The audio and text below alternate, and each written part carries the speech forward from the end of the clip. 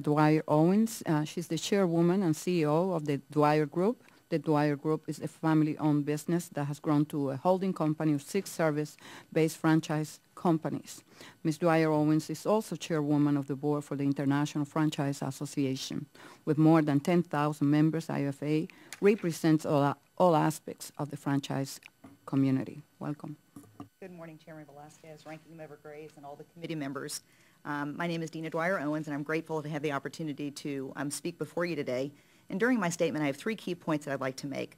Number 1, extending certain elements of the American Recovery and Reinvestment Act of 2009 and Emergency Economic Stabilization Act of 2008, which are helping to strengthen the foundation of our economic recovery.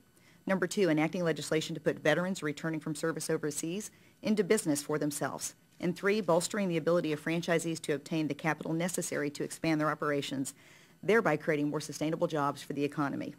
I'm the chairwoman and CEO of the Dwyer Group, franchisor of 6 service industry concepts, including Rainbow International, Mr. Rooter, AirServe, Mr. Electric, Mr. Appliance, and Glass Doctor.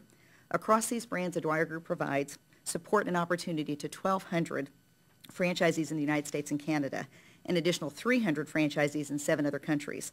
My father founded the Dwyer Group in 1981 with the intent to build a system of related businesses that would provide high-quality residential and light commercial services. And through the systems, we have enabled thousands of entrepreneurs to own their own small businesses. I also have the privilege of serving as the chairwoman of the International Franchise Association. The IFA represents more than 85 industries, including more than 11,000 franchisees, 1,200 franchisors, and 600 supplier members. This is nationwide. According to the 2008 study conducted by the IFA Educational Foundation, there are more than 900,000 franchise establishments in the U.S., creating 21 million American jobs and generating $2.3 trillion in economic output. Since the economy went into recession, Congress has enacted numerous provisions designed to help small business. The nation is now only starting to see signs of recovery, and those fragile businesses that operate in your communities need these programs to continue. Bonus depreciation and a shortened straight-line cost recovery for qualified leasehold improvements, qualified restaurants, buildings and improvements, and qualified retail improvements provide valuable benefits to franchise businesses.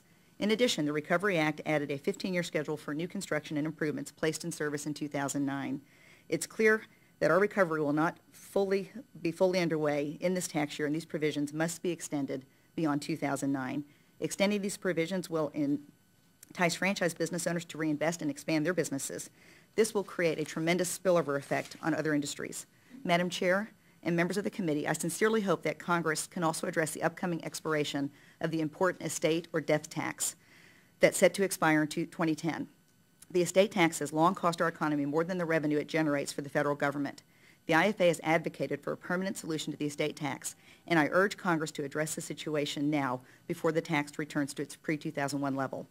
There's another policy objective that I'd like to discuss, and that idea was inspired by a provision in the Recovery and Reinvestment Act, but not included in the bill.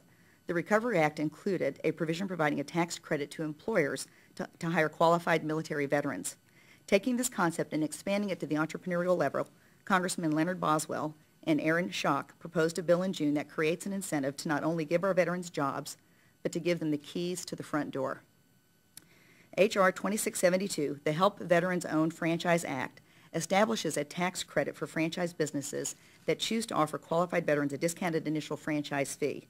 The tax credit would amount to 50% of the total franchise fee discount offered by the franchisor to the franchisee and would be capped at $25,000 per unit. More importantly, the bill would also provide a tax credit to the veteran who chooses to purchase a franchise and open a business in their local community equal to 25% of the remaining fee. So just to kind of net it out for you, in our business, for example, we give approximately a $6,000 discount on the initial franchise fee to the veteran. So we're asking for a 50% credit back to one of our brands for giving that discount to the veteran.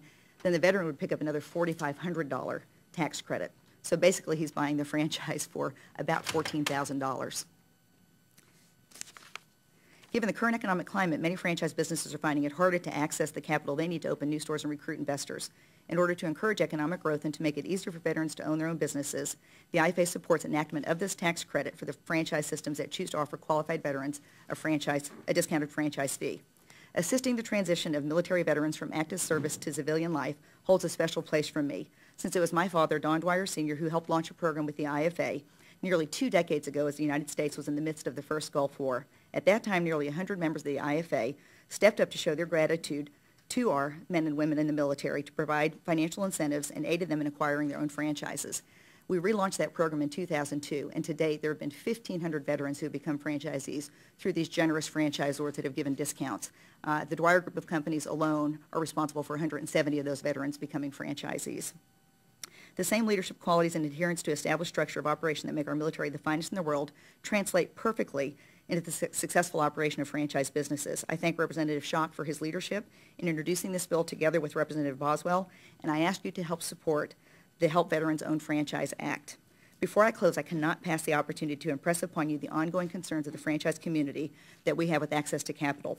Credit is the lifeblood of small business, as you know. Beyond the daily credit needed to keep a small business afloat, franchise investors need access to capital to expand their brands and create jobs. Unlike many jobs created by the federal infrastructure spending, we firmly believe that franchise jobs are sustainable. They'll be here when the asphalt dries. As tourism recovers, franchise jobs will provide services in hotels and restaurants, at rental car counters and travel agencies. When Americans resume buying and fixing up their homes, franchise jobs will be there to broker the sale, remodel the kitchen. They'll also be there to paint the house and beautify the yard. A recent study by the IFA Foundation revealed that for every $1 billion in lending to franchise businesses, 34,100 jobs, sustainable jobs, are created, which will help our economy recover faster. And I'm just about out of time here, but while Congress and the administration have taken important steps to address the challenges of small businesses in assessing credit, franchise businesses and prospective franchise investors with strong credit histories continue to have loan applications denied or delayed.